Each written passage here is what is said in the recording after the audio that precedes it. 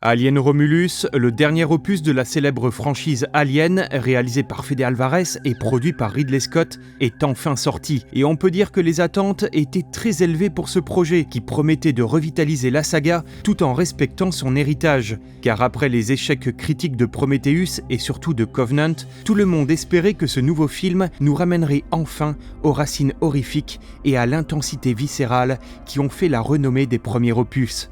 Alors, pari réussi ? Je vous dis tout cela dans cette nouvelle séance de minuit.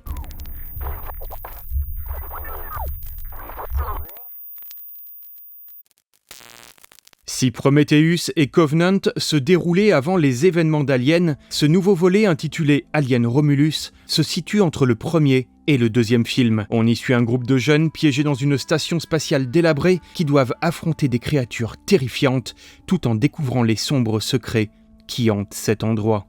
Alien Romulus reprend les éléments qui ont fait le succès du premier film, notamment son atmosphère oppressante et son suspense, et les combine avec l'action intense et la nervosité du second. Fede Alvarez parvient à équilibrer le tout, modernisant ainsi la franchise tout en respectant ses origines.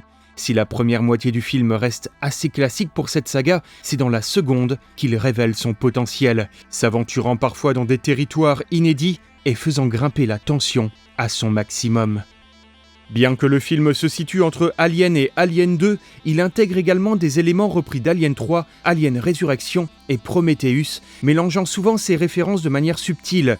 Cependant, certaines sont plus évidentes, donnant l'impression que Romulus cherche parfois à rejouer les scènes les plus marquantes des films précédents pour toucher la corde sensible des fans, ce qui pourrait en agacer certains.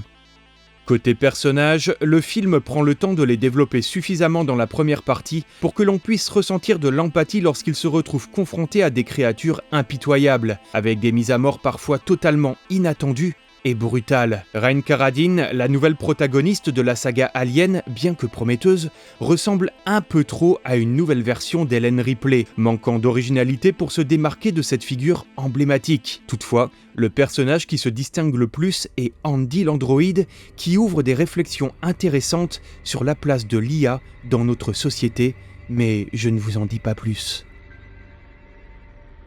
La photographie du film est magnifique et le soin apporté au décor pour rester fidèle à l'univers de la saga est impressionnant. Que ce soit l'ambiance des couloirs de la station ou les détails des appareils rétro-futuristes, on est totalement immergé dans cet univers. L'espace, utilisé de manière inédite dans ce nouveau film, retrouve une dimension terrifiante, soulignant à quel point il nous est foncièrement hostile.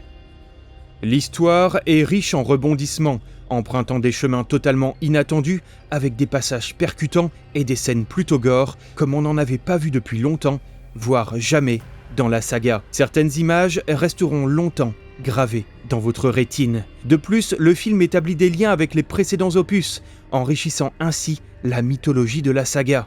Mais là où Alien Romulus excelle vraiment, c'est dans sa représentation du xénomorphe, qui retrouve ici toute sa splendeur originelle grâce à un habile mélange d'effets spéciaux pratiques et de CGI. La créature suinte, bave et déambule de manière terrifiante et réaliste dans les méandres de la station spatiale. Les facehuggers, eux, sont ici bien plus mis en avant que dans les précédents volets et sont plus effrayants que jamais.